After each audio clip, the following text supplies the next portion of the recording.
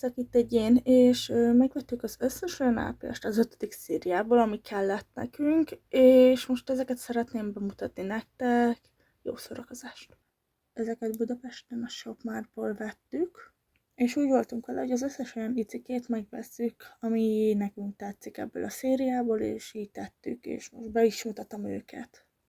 Elsősorban itt ez a mosómedve, ami tesómé, aztán itt ez a iguána, aminek tetszik ez a kis ruhája, és itt ez a méhecske, aminek a szoknyája úgy szint tetszik.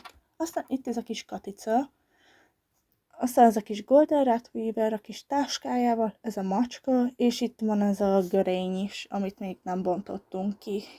Ettek van azok az icikét, amiket én is tesóm vettünk, és ő, amit majd így névnapjára fog megkapni, ami már csak pár nap, és most már tényleg itt ez volt az utolsó, egyelőre ez az utolsó ilyen ápriás videó volt, és remélem tetszett nektek, és sziasztok!